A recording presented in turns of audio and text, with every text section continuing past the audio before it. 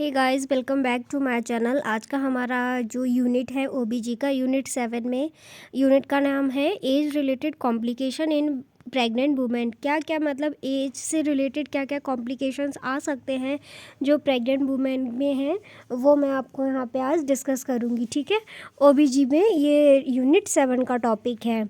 तो देखिए, पढ़ते हैं डेफिनेशन में हम क्या है। Women who goes into pregnancy for the first time at above the age of 35 year are called as early primigravida।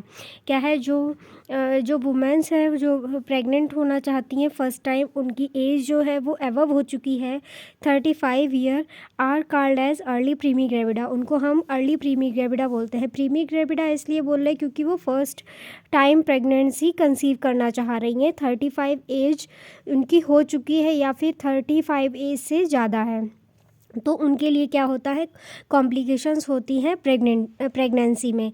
ठीक है, this problem is found mainly in two types of women's. ऐसे कि दो type की women's को इन problems को झेलना पड़ता है। जैसे कि the women marriage at late age, जो वुमेंस होती है मतलब कि जो लड़कियां होती हैं, जो गर्ल्स होती हैं, उनकी लेट मैरिज होती है, उनको ये प्रॉब्लम आ सकती है। क्योंकि जब लेट मैरिज होगी तो आप फैमिली प्लानिंग या फिर आप प्रेगनेंसी लेट कंसीव कर पाएंगे। The women married at early age but conceive first time long after marriage. क्या होता है कि कुछ लड़कियां ऐसी भी होती हैं, कुछ गर्ल्स ऐसी होती हैं, फैमिलीज़ होती हैं, वो जल्दी मैरिज कर देती हैं, पर क्या होता है कि वो कंसीव लेट करती हैं। फर्स्ट टाइम उनका जो कंसीव होता है, बेबी करना, वो लेट चाहती हैं, उस वजह से भी दिक्कत आ सकती है।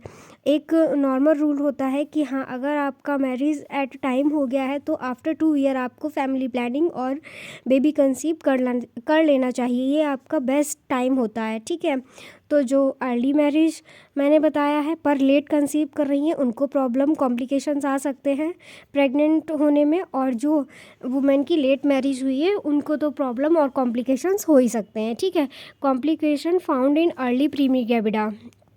If any woman become pregnant first time at or above the age of 35 year, then there is a risk of arising many complications during pregnancy, labor process and puerperal period. Some of these are as follows। क्या बताया कि जो women's होती हैं जो first time baby conceive कर रही होती है, उनकी एज एबव, फर्स्ट टाइम कर रही हो या सेकेंड टाइम कर रही, अगर एबव एज है तो कॉम्प्लिकेशंस जो रिस्क हैं वो हो सकते हैं to the pregnant during pregnancy भी हो सकते हैं, और पहले भी हो सकते, ड्यूरिंग प्रेगनेंसी हो सकते हैं, और ड्यूरिंग लेबर प्रोसेस भी हो सकते हैं, और पिपेरियल पीरियड के टाइम भी हो सकते हैं। पिपेरियल पीरियड मतलब कि आफ्टर डिलीवरी जो 1.5 महीने का समय होता है, उसको हम पिपेरियल पीरियड के नाम से जानते हैं। Some of these are as follows, और कुछ ऐसे फॉलो, जैसे कि complications in early elderly primigravida में दो टाइप से हमने यहाँ पे देखे हैं, मैटरनल कॉम्प्लिकेशन और फीटल मतलब मैटरनल का मतलब है कि माता के लिए जो मदर है उनको क्या कॉम्प्लिकेशन होता है, और फीटल जो बेबी है। ठीक है, मैटरनल कॉम्प्लिकेशंस क्या क्या हो सकते हैं,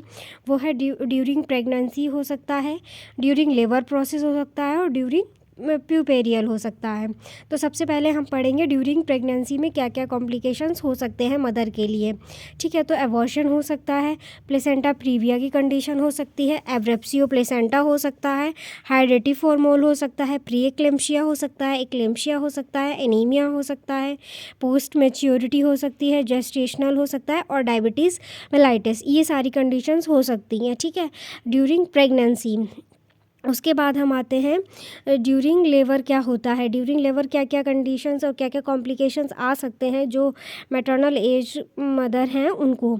ठीक है, तो मैटरनल डिस्ट्रेस हो सकता है, प्री टर्म लेबर हो सकता है, प्रोलॉन्ग लेबर, लंबे समय तक लेबर चल सकता है, इंक्रीज रिस्क ऑफ वेंटोस और फॉर्सेप डिलीवरी, और रिस्क हो सकता है कि आपको वेंटोस और या फिर फॉर्सेप डिलीवरी कराने के चांसेस हो सकते हैं। ठीक है, increase risk of caesarean section, हमको उनका ऑपरेशन और सिजेरियन सेक्शन कराने का भी हो सकता है कि कराना पड़े, एक सडन हमको ऐसे मतलब कॉम्प्लिकेशंस दिख जाए तो।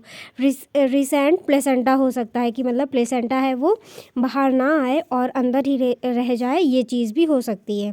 उसके बाद आते हैं ड्यूरिंग पिपेरियल पीरियड, मतलब कि डिलीवरी तो हो गई है और उसके बाद भी शायद कुछ लोगों को इस टाइम भी कॉम्प्लिकेशंस आ सकते हैं, जैसे कि पोस्टपार्टम हेमरेज हो सकता है, लैक्टेशन फेलियर हो सकता है, सब इन्वॉल्यूशन हो सकता है। ठीक है, उसके बाद हम आते हैं फीटल कॉम्प्लिकेशंस। बच्चे को क्या क्या कॉम्प्लिकेशन हो सकते हैं अगर मदर की एज ज़्यादा है तो IUGR इंट्रायूट्राइन ग्रोथ रिटार्डेशन हो सकता है, लो बर्थ वेट में भी हो सकता है, फीटल डिस्ट्रेस हो सकता है, प्रेजेंस ऑफ कंजेनाइटल डिसीज़ हो सकता है और स्टिल उसका बर्थ भी हो सकता है, स्टिल बर्थ भी हो सकता है, मतलब कि डेथ हो सकती है बेबी की।